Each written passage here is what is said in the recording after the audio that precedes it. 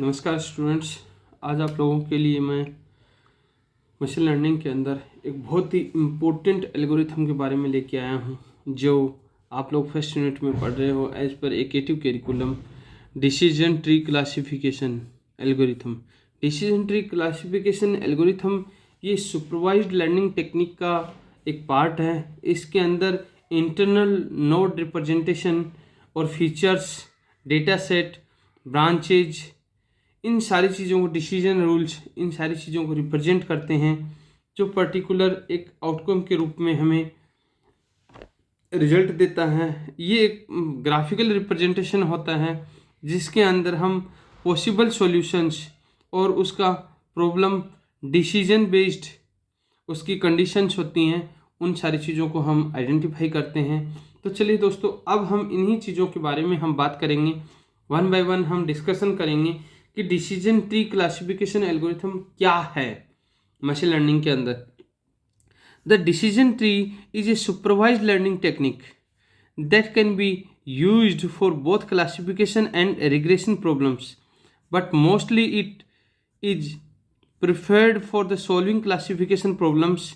It is a tree structured classifier where the internal nodes represent the features of a data set, branch represent the decision rules, each leaf node represent the outcomes. Each leaf node represent the outcomes. In a decision tree, there are two nodes which are the decision node and leaf node. Decision nodes are used to make any decision and have multiple branch, where leaf node are the output of those decision and do not contain any further branches. मैंने आप लोगों को यही चीज़ें बताई थी। इसी के अकॉर्डिंग हम जब आगे चलेंगे तो इसके अंदर द डिसीजन और the tests are performed on the basis of feature of its given data sets. कोई डेटा सेट दिया होता है, उसी के बिहाव पे वो डिसीजन लिया जाता है कि किस तरीके की क्या प्रॉब्लम है, क्या आउटकम जनरेट हो सकता है।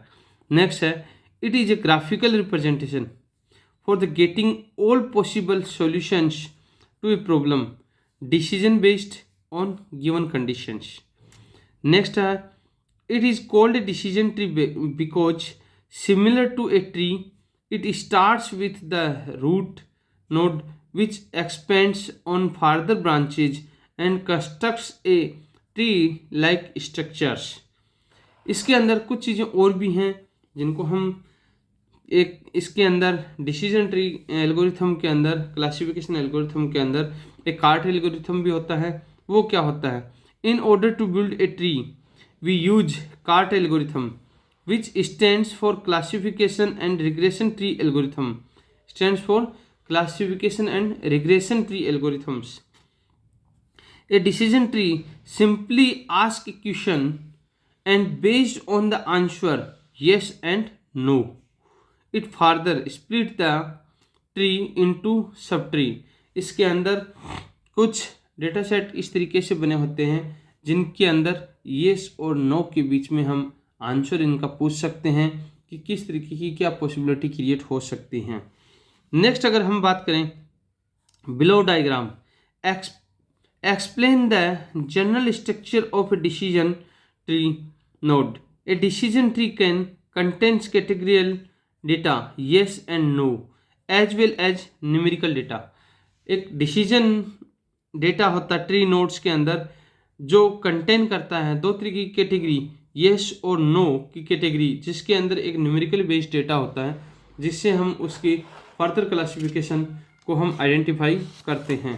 इसके अंदर जब मैं बात करता हूँ डिसीजन नोड्स की, डिसीजन ट्री क्लासिफिकेशन एल्गोरिथम के अंदर सबसे पहले एक होता है डिसीजन नोड्स होता है जिसको हम रूट नोड बोलते हैं। जो हम ट्री के अंदर बात करते हैं डेटा स्ट्रक्चर में, तो वही सेम लाइक एज यहाँ पर चीज़ें अप्लाई हो रही हैं। ये डिसीजन नोड्स होता है जिसको क्या बोला जाता है? रूट नोड्स बोला जाता है। इससे दो चीज़ें क्रिएट होती हैं।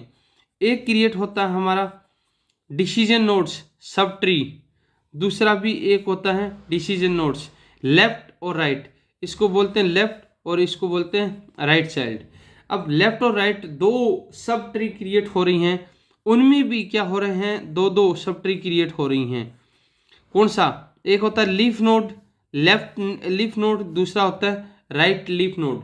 इसी तरीके से इसके अंदर भी क्या होता है, जब डिसीजन ट्री के दो चाइल्ड्स क्रिएट होते हैं लेफ्ट और राइट, जिसके अंदर लेफ्ट चाइल्ड होता है उसके अंदर लीफ नोड क्रिएट होता है, और जो राइट चाइल्ड होता है उसके अंदर क्या क्रिएट होता है, राइट चाइल्ड के अंदर क्या क्रिएट होता है, डिसीजन नोड्स क्रिएट होता है। जहाँ पर डिसीजन नोड्स होता है उसके बाद में उसके फिर से क्या चाइल्ड क्रिएट होते हैं ट्री के अंदर, जिनको हम क्या लेफ्ट और राइट दोनों को क्या बोलते हैं, लीफ नोड बोलते हैं। यही एक पर्टिकुलर क्या होता है, इसका ग्राफिकल रिप्रेजेंटेशन होता है। ट्री के रूप में हम इसको रिप्रेजेंट करते हैं। ट्री के अंदर जिस तरीके से एक नोड होता है, रूट नोड होता है, फिर उसके चाइल्ड नोड होते हैं, फिर उसके सब चाइल्ड नोड्स होते हैं, उसी तरीके से हम डिसीजन एल्गोरिथम के अंदर भी इसी तरीके से हम ये सारी चीज़ें यूज में लेते हैं। अब मैं आगे इस चीज़ की बात करूं, why use decision tree. Decision tree use में क्यों ली जाती है?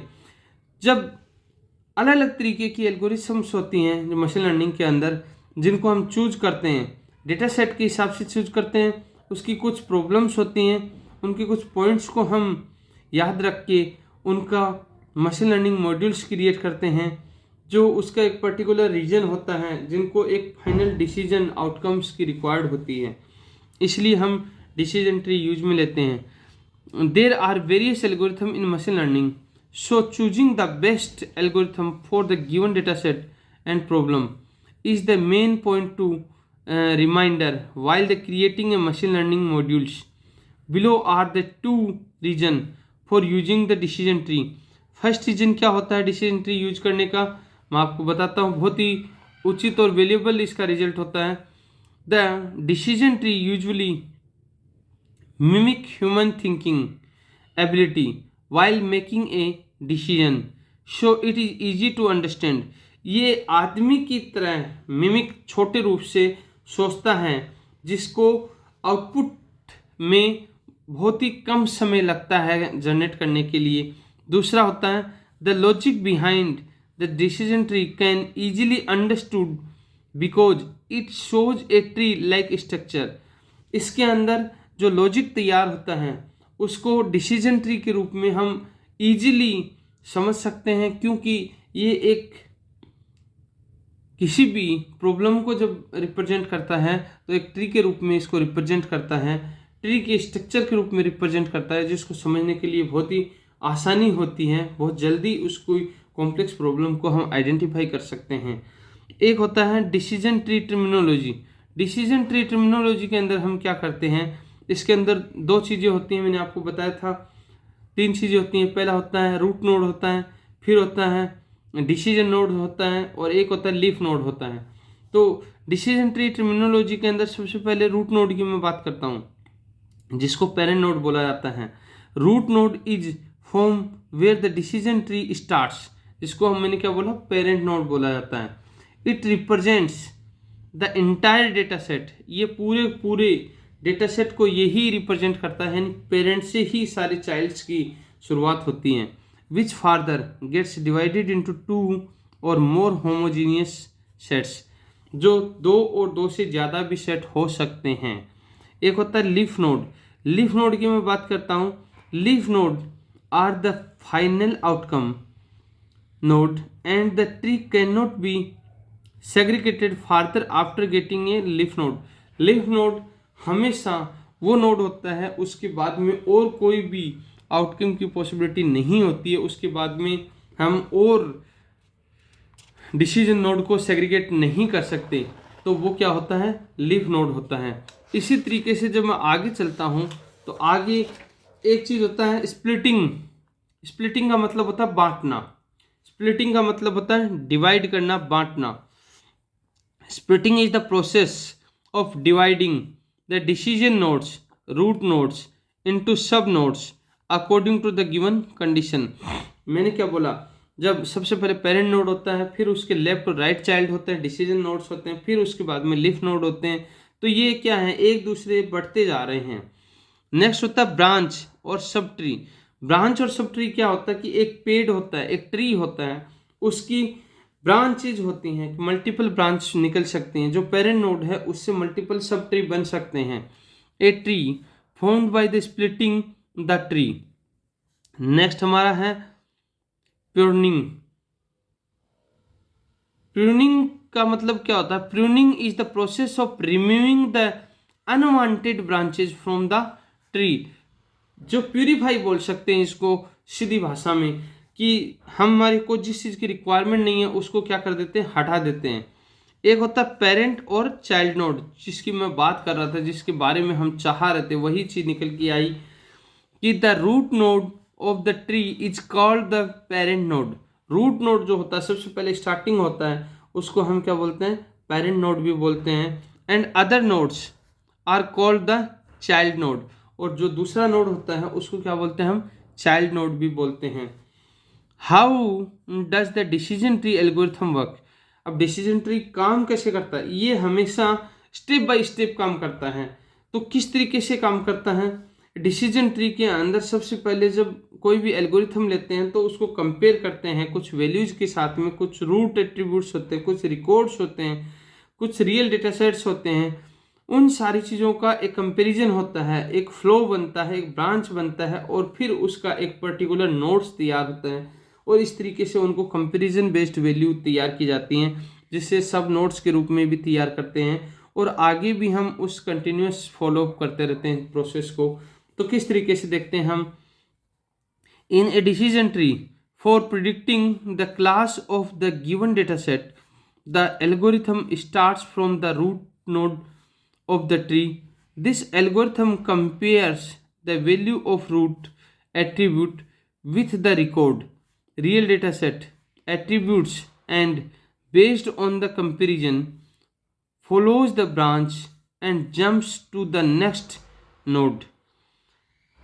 Then after, for the next node, the algorithm again compare the attribute value with the other subnodes and move further.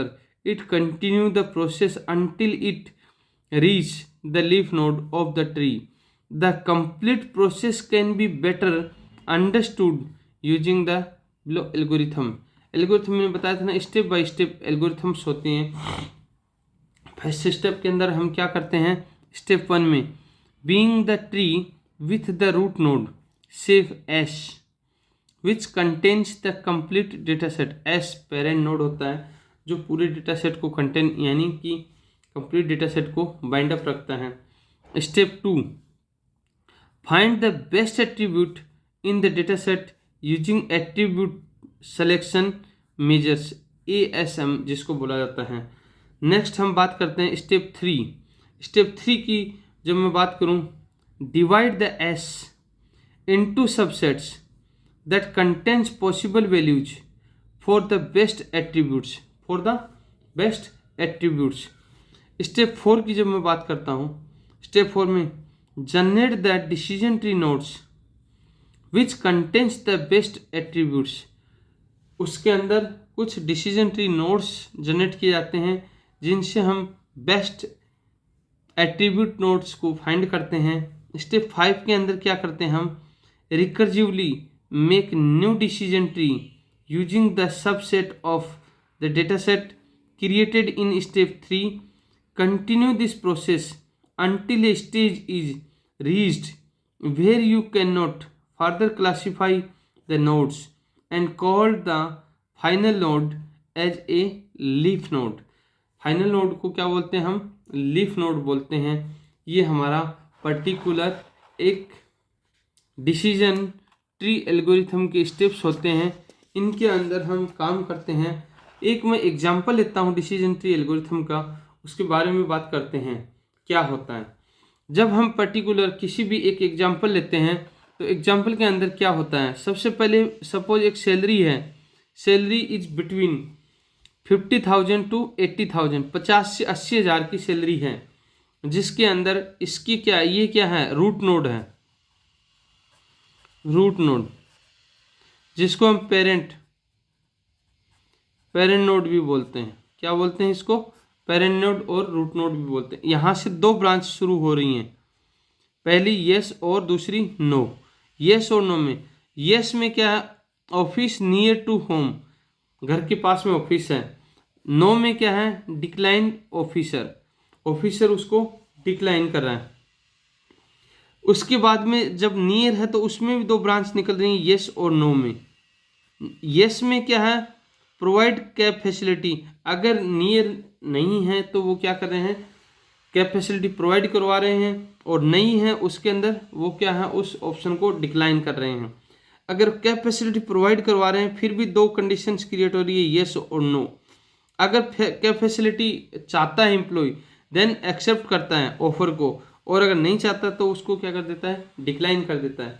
ये पर्टिकुलर क्या है, एक डिसीजन ट्री का बेस्ट एग्जाम्पल है। वही एग्जाम्पल में लिख रखा है, suppose there is the candidate who has a job offer and wants to decide whatever he should accept offer और not. So to solve this problem, the decision tree starts with the root node, salary attribute by ASM. The root node split further into the next decision node, distance from the office, and one leaf node based on the corresponding labels. The next decision node further gets split into one decision nodes, cab facility, and one leaf node. Finally, the decision node is split into two leaf nodes, accepted or declined offer. Consider the below diagram, जो मैंने आपको समझाया। अब हम decision tree algorithm का advantage की मैं बात करता हूँ। Advantage of decision tree algorithm की मैं बात करूँ तो पहला एडवांटेज होता है, it is a simple to understand as it follows the same process which a human follow while making any decision in real life. दूसरा है, it can be very useful to solving decision related problems. ये decision related problems को solve करने के लिए बहुत ज़्यादा काम में आती है। थर्ड वन है, it helps to think about all the possible outcomes for a problem. Possible outcomes को हम सोचने के लिए इस प्रॉब्लम को सबसे ज़्यादा यूज में लेते हैं हम। नेक्स्ट है हमारा, there is less requirement of data clearing compare to other algorithm. इसके अंदर बहुत कम डेटा की रिक्वायरमेंट होती है डेटा को कंपेयर करने के लिए दूसरी एल्गोरिथम के मुकाबले। नेक्स्ट इसका आगे है डिसएडवांटेज। डिसएडवांटेज की जब मैं बात करता हूँ, डिसएडवांटेज क्या होता है, disadvantage of the decision tree. Disadvantage क्या है इसका, पहला डिसएडवांटेज होता है, decision tree contains lots of layers which make it complex problems. Another one क्या है, it may have the overfitting issue which can be resolve using the random forest algorithm. Next last जो इसका disadvantage है, for more class levels the computational complexity of decision tree में increase और decrease. तो दोस्तों इसी के साथ में आपका डिसीजन ट्री एल्गोरिथम ख़त्म होता है। अब मैं आप लोगों के लिए नेक्स्ट लेक्चर में बेसिन ब्लीफ नेटवर्क आर्टिफिशियल इंटेलिजेंस के अंदर किस तरीके से काम करता है उस चीज़ के लिए मैं लेके आऊँगा। तब तक आप लोग मेरे साथ बने रहिए, सेफ रहिए, सुरक्षित रहिए।